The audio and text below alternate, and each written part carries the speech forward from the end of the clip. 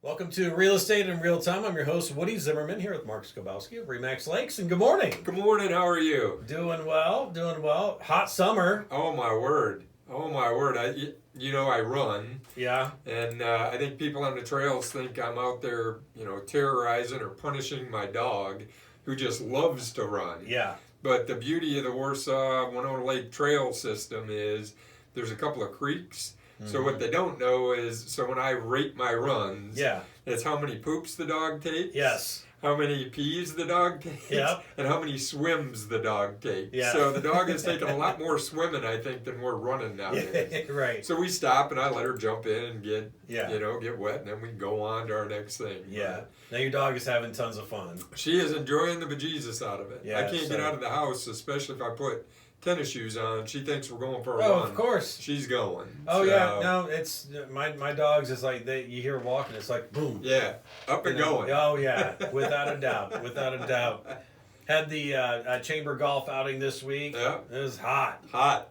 I'm not a hot. golfer. We talked about that, but enjoy yourself. Why not? Yeah, exactly. So I do it just a little bit. Not that I'm not a good golfer because I only golf a little bit, but no, definitely been a hot week.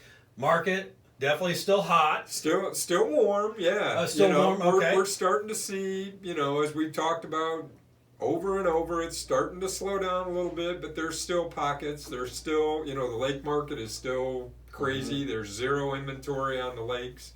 Residentially, we're seeing more listings come on. I think people are trying to take advantage of, whether they're listening to the show or not. Mm-hmm. They're taking advantage of the market. Yeah. As we talked about, I think they missed the crest. I think it was probably June, but it doesn't mean you're off by 50K because you missed June. Yeah. But for buyers, it's still, you definitely need to be prepared. And last week we talked about pre-approval. Which you always say, get pre-approved. First, get pre-approved first. But I guess pre-approval, when you go to do that pre-approval, what type of information, or you get an offer accepted, what type of information is the lender going to ask for you or from you for you to provide in order to get that mortgage application all the way through to where you can get into underwriting and do everything else. Okay. And you would be surprised, or maybe not, with the delays that happen because people don't have readily available the information that the loan officer needs.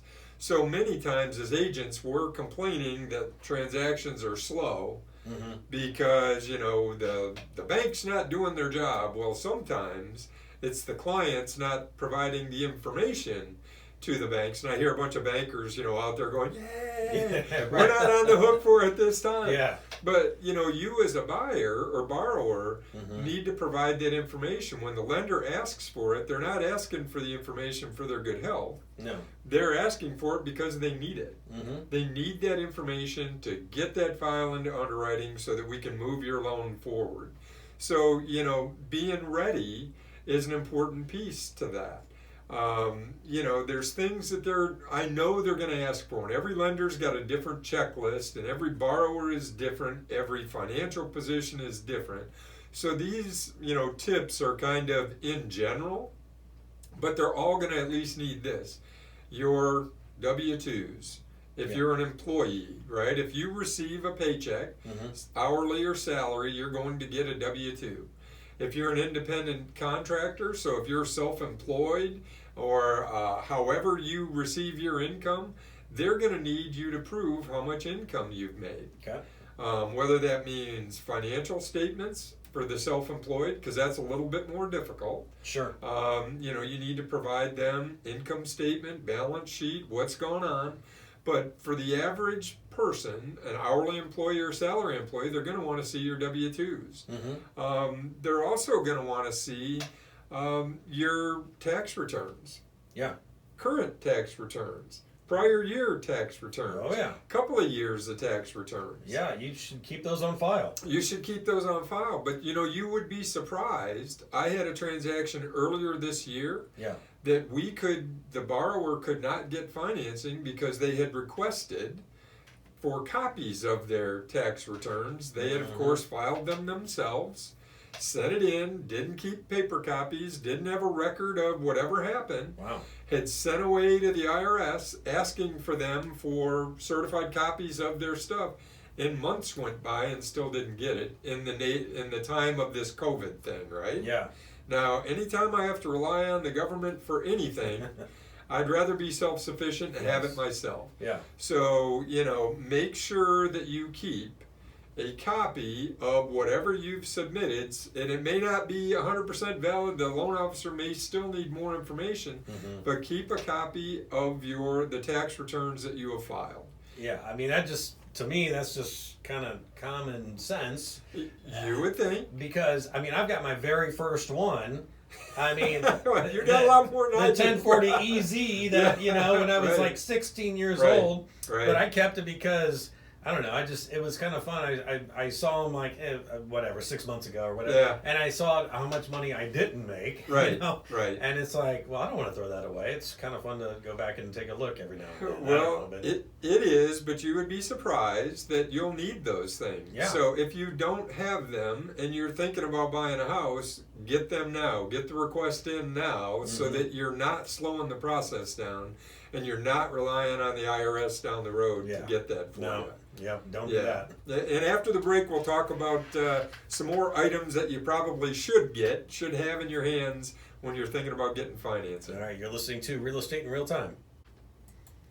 Welcome back. You're listening to Real Estate in Real Time. I'm your host, Woody Zimmerman, here with Mark Skabowski of RE/MAX Lakes, and we're talking about the things that you need to get pre-approved, which is very important. Absolutely. So, for the pre-approval, you may not need your tax returns, but if you're getting pre-approved, and you're planning to write an offer, you're going to need them very quickly.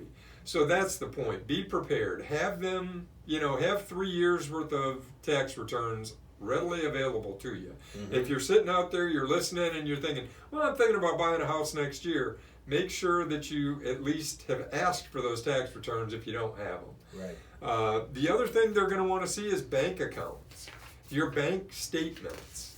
Bank statements. Now, I know in today's society with technology, you can go online. Most banks have the functionality. You can go in, you can print out historical bank statements. You can go in, with our bank, I can go in today, log into an account, and I think there's 18 months worth of bank statements, if not more, worth of bank statements. Now, it's unlikely I'm going to need 2 years worth of bank statements for financing, but they're going to want 90 days, 60 days, they're going to want to see my last couple of bank statements to show, number one, where's this money that I'm coming up with for closing, right? Because as we've talked about in the past, and we'll do again, there's dollars required for you to purchase a property, whether it's closing costs, the cost of an appraisal, the cost of inspections, those things, the cost of financing in general, all the application costs, all of that stuff. You're going to need to prove to them where you're getting the funds in order to put your down payment. So bank statements are an important piece. I've got one that's going to close next Friday that they just pulled the borrowers. They wanted updated bank statements because the process has taken a little while. Right. If that borrower could not provide them, guess what? We're not closing. No. It's a requirement for underwriting. So if you don't keep the paper copies, and I'm not saying that everybody should have a file. I know Alder for Bergen, Ellen says you got your box where you keep stuff set aside. I believe that. I think it's important. Right. But I think on the flip side of that, if you have ready accessibility to get those documents, and you don't want to keep the paper, that's just as good. Again, if your bank has those, and just validate it beforehand. But if your bank doesn't have that functionality, then by all means, you need to keep those paper copies. If you're thinking you're going to finance down the road, because the bank's going to ask for it. Banking has changed a lot. It has. And mobile banking is awesome. Right.